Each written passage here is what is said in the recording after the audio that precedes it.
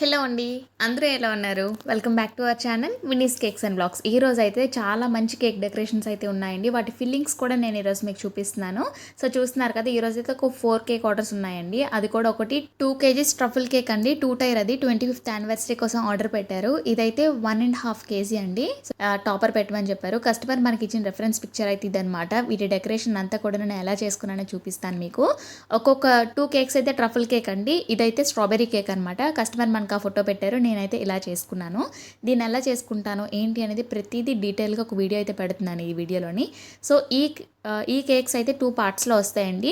ఈరోజే ఒక 1 కేజీలో 2 tyre cake upload చేశాను కదా, ఆ ఆర్డర్ కూడా ఈ రోజేనండి. కాకపోతే అది ఇందులో మిక్స్ చేశానండి, మీకు సపరేట్గా అర్థం అవ్వదు కదా. సో అందుకని చెప్పి 1 కేజీ 2 టైర్ కేక్ వీడియో అనేది సపరేట్గా పోస్ట్ చేశాను.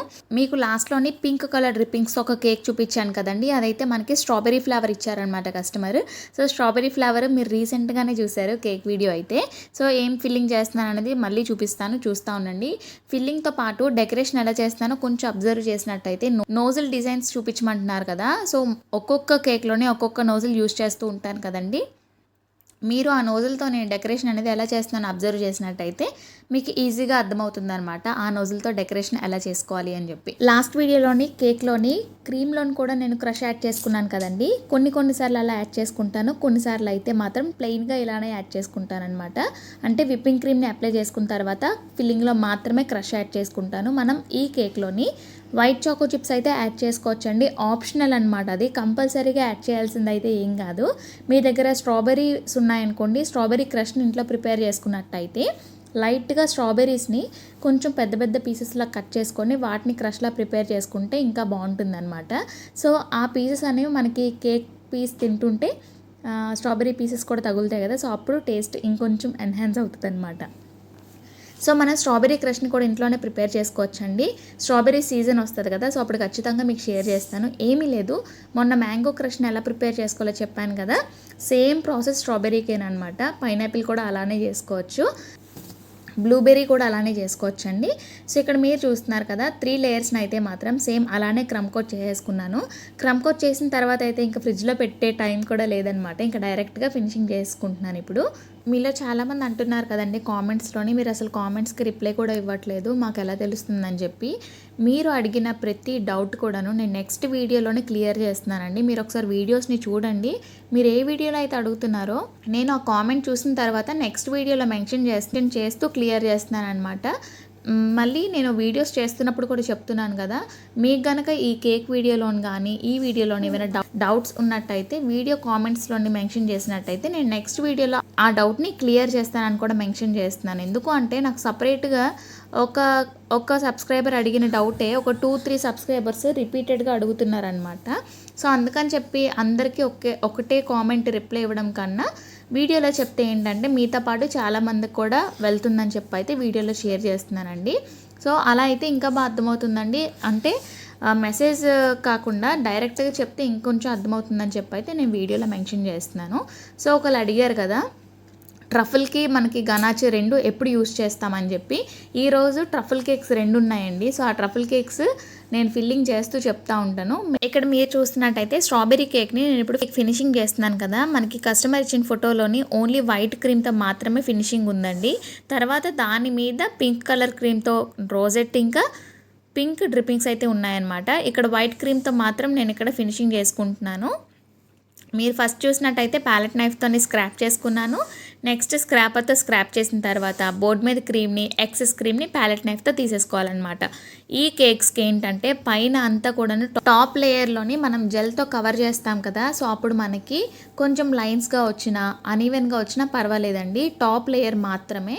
సో అందుకని చెప్పి నేను చిన్న ప్యాలెట్ నైఫ్తోనే ఎక్సెస్ క్రీమ్ని తీసేసుకుంటున్నాను. ఇక్కడ మీరు చూస్తున్నారు కదా, ఇక్కడ నేను న్యూట్రల్ జెల్తో పాటు కొంచెం వైట్ చాక్లెట్ కాంపౌండ్ అయితే యాడ్ చేసుకున్నానండి. ఓన్లీ న్యూట్రల్ జెల్ అనుకోండి చాలా ట్రాన్స్పరెంట్గా ఉంటుంది అనమాట. సో అందుకని చెప్పి చాలా తక్కువ white chocolate compound are milk made కూడా యాడ్ చేసుకోవచ్చు మనము. కాకపోతే వైట్ చాక్లెట్ కాంపౌండ్ అయితే టేస్ట్ బాగుంటుంది.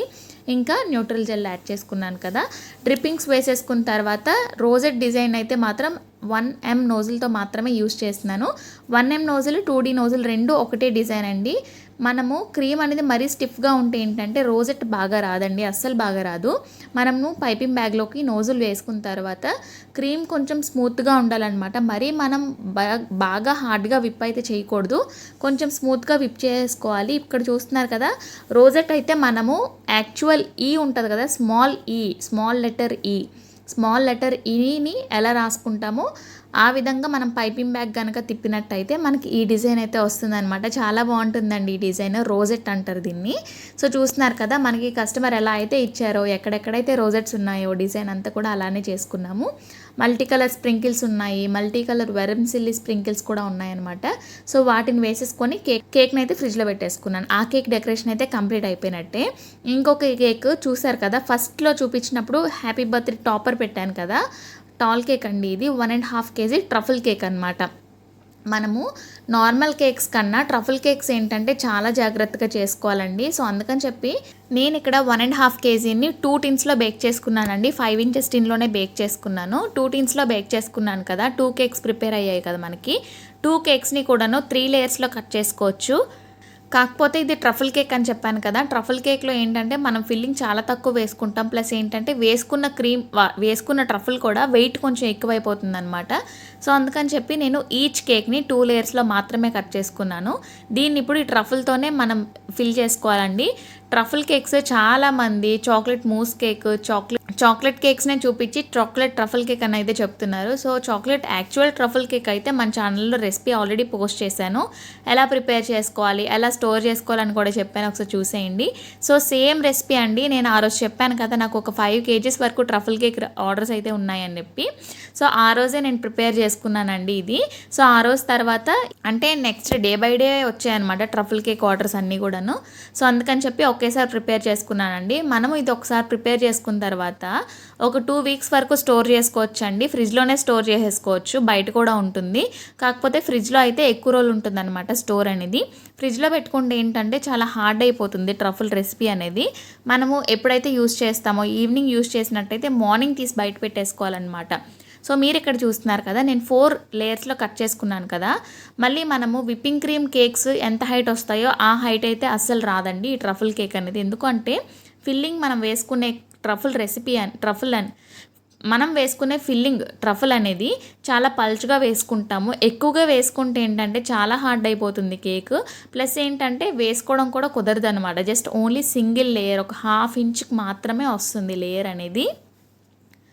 ఇక్కడ చూస్తున్నారు కదా మీరు, 2 layers వేసుకున్నాను కదా.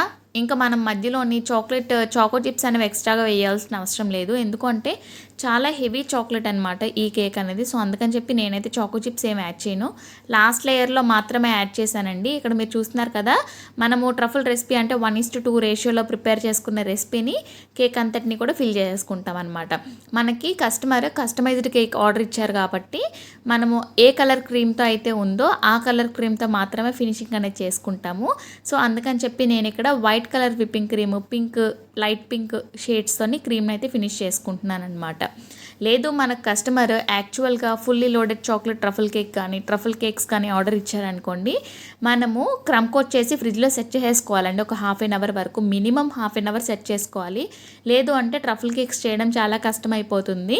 ఒక 2 daysలోనే నాకు 5 kgs వరకు ట్రఫుల్ కేక్ ఆర్డర్స్ అయితే వచ్చాయండి. సో అందుకని చెప్పి ట్రఫుల్ కేక్ రెసిపీని కూడా షేర్ చేయడం అయితే జరిగింది.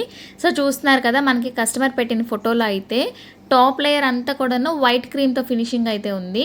సో చాలామంది కొత్తగా స్టార్ట్ చేసిన వాళ్ళు ఏమనుకుంటారంటే కేక్ అంతటినీ కూడాను వైట్ క్రీమ్తో ఫినిష్ చేసిన తర్వాత కింద నుండే పింక్ షేడ్ క్రీమ్స్ ఫిల్ చేద్దామని అనుకుంటారు. సో అలా కాదు, అలా అయితే మనకి క్రీమ్ అనేది ఎక్కువ అయిపోతుంది అనమాట. సో అందుకోసం మనం ఫస్ట్ టాప్ లేయర్లో ఉండే కేక్ని వైట్ కలర్తో ఫినిషింగ్ చేసిన తర్వాత కింద పార్ట్ ఉంటుంది కదా, సో కింద పార్ట్ క్రీమ్ని మనము మళ్ళీ పింక్తో ఫినిష్ చేసి దాని మీద మనము డార్క్ పింక్తోనైతే ఫినిష్ చేసుకోవాలి. సో మనకి కస్టమర్ పెట్టిన ఫోటోని ఒక్కసారి మీరు అబ్జర్వ్ చేసినట్టయితే ఇక్కడ లెఫ్ట్ సైడ్లో పెడతాను చూడండి. సో మనకి 3 layers, ఒక లేయర్ తర్వాత ఒకటి, ఒక లేయర్ తర్వాత ఒకటి ఉన్నట్టు ఉంది కదా. సో మనం అలానే ఫినిషింగ్ అయితే ఇచ్చుకోవాలన్నమాట. సో ఇక్కడ మీరు చూస్తున్నట్టయితే నార్మల్గా మనము ఫుల్ కేక్ని ఎలా అయితే స్క్రాప్ చేసుకుంటామో స్క్రాపర్తోని, ప్యాలెట్ నైఫ్తోని అలా, సో అలానే ఈ కేక్ కూడా చేసుకోవాలండి. ఈ టైప్ కేక్స్ని మనము ఫోల్డ్ లైన్ కేక్స్ అని కూడా అంటాము. ఈ కేక్స్ మనము సింగిల్గా 1/2 kg కేక్స్ని కూడా ప్రిపేర్ చేసుకోవచ్చు, బెంటోలో కూడా ప్రిపేర్ చేసుకోవచ్చు. ఇదే డిజైన్లో కాదండి, చాలా డిజైన్స్ ఉంటాయి ఈ ఫోల్డ్ లైన్లో కూడాను. ఈ లైన్ ఎడ్జెస్ అంతా కూడాను మన గోల్డ్ కలర్ లస్టర్ డస్ట్ కానీ గోల్డెన్ డ్రిప్పింగ్స్ ఉంటాయి కదా, సో ఆ గోల్డెన్ డ్రిప్పింగ్స్తో కూడా కొంచెం ఫిల్ చేసినట్టయితే బాగుంటుందన్నమాట. సో నేనైతే లస్టర్ డస్ట్ కాకుండా గోల్డెన్ డ్రిప్పింగ్స్నే ఫిల్ చేస్తాను. మీరు రెఫరెన్స్ పిక్చర్ చూసారు కదా, ఆ టైప్ కేక్స్ని అంటే ఇలా చేసుకోవడానికి నేను ఇప్పుడు ప్యాలెట్ నైఫ్తోనే క్రీమ్ అని అప్లై చేసుకుంటున్నాను కదా. ప్యాలెట్ నైఫ్తో కాకుండా మీరు డైరెక్ట్గా పైపింగ్ బ్యాగ్లో క్రీమ్ వేసుకొని పైపింగ్ బ్యాగ్తో వేసుకున్నట్టయితే ఇంకా ఈజీగా ఉంటుందండి. కాకపోతే నాకు ప్యాలెట్ నైఫ్తో చేసేస్తే ఇంకొంచెం త్వరగా అయిపోతుందని చెప్పి అయితే ఇలా చేసేస్తున్నాను. సో చూస్తున్నారు కదా, ఈ ఫోల్డ్ లైన్ కేక్ని మనం ఎగ్జాక్ట్గా ఎలా తెలుస్తుంది అంటే క్రీమ్ అనేది కొంచెం ఎత్తుగా ఉంటుందండి. అంటే మీరు చూస్తున్నారు కదా, కేక్ ఉంది కదా, కేక్ కన్నా క్రీమ్ కొంచెం ఎక్స్ట్రాగా ఉంటుందండి, ఎక్స్ట్రా పార్ట్ ఉంటుంది, ఎక్స్ట్రా లైన్లా ఉంటుంది అనమాట. సో మీరు ఇక్కడ చూస్తున్నారు కదా, వైట్ కలర్ క్రీమ్ కన్నా కొంచెం బేబీ పింక్ కలర్ క్రీమ్ అనేది కొంచెం ఎక్కువగా ఉంది. సో ఈ టైప్ కేక్స్ని మనము ఫోల్డ్ లైన్ కేక్స్ అంటాం అనమాట. సో మీరు ఇక్కడ చూసినట్టయితే ఒక్కసారి క్రీమ్ని అప్లై చేసేసిన తర్వాత స్క్రాపర్తో ఇలా స్క్రాప్ చేసినట్టయితే మొత్తం ఆ క్రీమ్ అంతటిని కూడాను స్మూత్ చేసేయాలన్నమాట. అస్సలు అన్ఈవెన్గా ఉంటే మాత్రం లుక్ అయితే అస్సలు బాగోదండి, మొత్తం ఈవెన్గా ఉండాలి. స్క్రాప్ అయితే నీట్గా చేసుకోవాలి. ట్రాన్స్పరెంట్ స్క్రాపర్తో అయితే మాత్రం చాలా వస్తుందండి ఫినిషింగ్ అనేది. ఇక్కడ చూస్తున్నారు కదా, మనకి రిఫరెన్స్ పిక్చర్లో అయితే కింద డార్క్ షేడ్ ఉంది, తర్వాత కొంచెం లైట్ షేడ్ ఉంది, తర్వాత వైట్ కలర్ క్రీమ్ అనేది ఉందన్నమాట. నేను ఈ కింద డార్క్ షేడ్ పింక్ కలర్ క్రీమ్లో కూడా చాలా తక్కువ పింక్ కలర్ అయితే యూస్ చేశానండి. ఆ తర్వాత పింక్ కలర్ క్రీమ్ని నేను ఆల్రెడీ మిక్స్ చేసుకున్నాను కదా, అందులోనే white colour whipping cream mix చేసుకుంటే మనకి second layer baby pink colour ఉంది కదా, సో ఆ పింక్ షేడ్ అయితే వచ్చిందనమాట. చాలా మంచి పింక్ అయ్యే వచ్చింది, బాగా వచ్చింది. చెప్పాను కదండి, ప్యాలెట్ నైఫ్తో క్రీమ్ని అప్లై చేసుకున్న తర్వాత స్క్రాపర్తో స్క్రాప్ చేసుకుంటే ఈవెన్గా స్మూత్గా వస్తుందన్నమాట. ఫినిషింగ్ అంతా కంప్లీట్ అయిపోయిన తర్వాత డెకరేషన్ అయితే ఏమి ఉండదండి, నోజల్ డెకరేషన్ ఏమి ఉండదు, జస్ట్ నార్మల్గా స్ప్రింకిల్స్తో డెకరేట్ చేసేసుకోవడమే. ఇంకా నాన్ ఎడిబుల్ ఫ్లవర్స్ ఉంటాయి, డెకరేటివ్ ఫ్లవర్స్, వాటితో డెకరేట్ చేయడమేనమాట. సో ఈ టైప్ కేక్స్ ఏంటంటే లుక్ అయితే చాలా బాగుంటుందండి. టీనేజర్స్కి, బ్రైడ్ టు బీ కేక్స్కి కూడా చాలా బాగుంటాయి అనమాట. ఇది బర్త్డే కేక్ అండి, వాళ్ళ ఫ్రెండ్ కోసం ఒక ఫ్రెండ్ అయితే ఆర్డర్ ఇచ్చారనమాట. సో మీరు ఇక్కడ చూస్తున్నారు కదా, క్రీమ్ కొంచెం మెల్ట్ అయినా సరే మనం ఒకసారి ఫ్రిడ్జ్లో సెట్ చేసుకున్నాక ఆ కూలింగ్ టెంపరేచర్కి క్రీమ్ అనేది కొంచెం హార్డ్ అవుతుందండి. మీరు పెద్దగా వర్రీ అవ్వాల్సిన పని అయితే ఏం లేదు. ట్రఫుల్కి గనాష్కి తేడా ఏంటనే ఒక సబ్స్క్రైబర్ అయితే అడిగారు కదా. సో ట్రఫుల్ ఏంటంటే మనము కేక్ ఫిల్లింగ్స్లో వేస్తామన్నమాట, అంటే విప్పింగ్ క్రీమ్ ప్లేస్లోని మనం ఫిల్లింగ్ ట్రఫుల్లో వేస్తామన్నమాట. అదే గనాష్ అనుకోండి, కేక్ పైన డ్రిప్పింగ్స్ వేసుకుంటాము, లేదా కేక్ లోపల ఫిల్లింగ్ వేస్తాము, అంటే విప్పింగ్ క్రీమ్ మీద మనము గనాష్ అనేది ఫిల్ చేస్తామన్నమాట. అదే ట్రఫుల్ అనుకోండి, కేక్ అంటే 2 లేయర్స్ మధ్యలోని ఓన్లీ ట్రఫుల్ని ఫిల్ చేస్తాము. గనాష్ అయితే 2 లేయర్స్ మధ్యలోని విప్పింగ్ క్రీమ్తో పాటు గనాష్ కూడా వేసుకుంటాం అనమాట. సో మీకు అర్థమైంది అని అనుకుంటున్నాను నేను. ఇప్పుడు మీరు చూస్తున్నట్టయితే ఈ కేక్ బోర్డ్ అంతటినీ కూడా నీట్గా క్లీన్ అయితే చేశానండి. ఇంకా కేక్ మీద ఫినిషింగ్ అయితే ఏం లేదు, జస్ట్ నార్మల్గా కస్టమర్ రిఫరెన్స్ పిక్చర్ చూసి ఇంకా స్ప్రింకిల్స్తో డెకరేట్ చేసేసుకోవడమేనమాట. సో చూస్తున్నారు కదా, ఓన్లీ స్ప్రింకిల్స్ ఇంకా గోల్డెన్ డ్రిప్పింగ్స్ ఉన్నాయి కదా, సో మనము అది గోల్డెన్ డ్రిప్పింగ్స్తో కూడా డెకరేట్ చేసుకోవచ్చండి. ఆ ఫోల్డ్ లైన్ అనేది సేమ్ అదే ప్లేస్లోని మనకి లస్టర్ డస్ట్ కూడా యూజ్ చేసుకోవచ్చు, కాకపోతే ఇది కొంచెం ఈజీగా ఉంటుంది అనమాట. సో అందుకని చెప్పి నేను ఇది మాత్రమే యూజ్ చేస్తాను ప్రతి కేక్ కూడా. సో చాలా తక్కువ క్వాంటిటీ, జస్ట్ లైట్గా అతికించుకొని వెళ్ళిపోతే సరిపోతుంది అనమాట. సో మీరు ఇక్కడ చూసినట్టయితే ఇంతకు ముందుకి గోల్డెన్ డ్రిప్పింగ్ అప్లై చేసిన తర్వాత ఇప్పుడు కేక్కి లుక్ అయితే మారింది కదా. చాలా చిన్న స్ప్రింకిల్స్ అయితే ఉన్నాయండి, వైట్ స్ప్రింకిల్స్. సో వాటిని కేక్ అంతా కూడాను నీట్గా స్ప్రింకిల్ చేసేయాలన్నమాట. అండ్ నెక్స్ట్ దానికన్నా కొంచెం పెద్ద సైజ్, మీడియం సైజ్ స్ప్రింకిల్స్ అయితే ఒక గ్రూప్ ఆఫ్ సెట్ లాగా కేక్ మీద వేయాలి. సో కస్టమర్ ఇచ్చిన ఫోటోలో మనకి ఎలా అయితే ఉందో అలా చేయడానికి అయితే మ్యాక్సిమం నేను ట్రై చేస్తానండి. సో మీరు ఇక్కడ చూసినట్టయితే అంటే కొన్ని కేక్స్కి ఏంటంటే గోల్డెన్ కలర్ స్ప్రింకిల్స్ వేస్తే లుక్ బాగుంటుంది, కొన్ని కేక్స్కి ఈ వైట్ కలర్ స్ప్రింకిల్స్ వేస్తే లుక్ అయితే బాగుంటుంది అనమాట. సో అండ్ నెక్స్ట్ స్ప్రింకిల్స్ కూడా వేసేసిన తర్వాత కేక్ అంతా కంప్లీట్ అయిపోయినట్టేనమాట. లాస్ట్లో నాకు 3 డెకరేటివ్ ఫ్లవర్స్ అయితే ఉన్నాయండి, ఆ ఫ్లవర్స్ని కూడా పెట్టేసి హ్యాపీ బర్త్డే టాపర్ పెట్టేసి ప్యాక్ చేసేయడమేనండి. సో ఈ కేక్ మీకు ఎలా అనిపించిందో కామెంట్ సెక్షన్లో చెప్పడం మాత్రం అస్సలు మర్చిపోద్దు. వీడియో స్టార్టింగ్లో 4 కేక్స్ చూపించాను కదా, ఈ వీడియోలో అయితే 2 కేక్స్ చూపించడమే అయ్యిందండి. నెక్స్ట్ వీడియోలోనే మిగతా 2 కేక్స్ చూపిస్తాను. ఇదండి ఈరోజు వీడియో. వీడియో నచ్చితే మాత్రం లైక్ చేయడం అస్సలు మర్చిపోద్దండి. మీ ఫ్యామిలీ ఫ్రెండ్స్కి షేర్ చేసేయండి. సో ఎగ్జాక్ట్గా 1.5 kg అయితే వచ్చిందనమాట వెయిట్. సో వెయిట్ చూసేసిన తర్వాత కేక్ని ప్యాక్ చేసేస్తాను. ఇది టాల్ కేక్ కదండి, 1 kg బేస్ మీద ప్రిపేర్ చేసుకున్నాను కదా నేను ఇది. సో 1 kg బాక్సెస్ 2 తీసుకొని ట్రయాంగిల్ షేప్లో ప్యాక్ చేస్తాను కదా, అలా ప్యాక్ చేసి డెలివరీ చేసేసాను.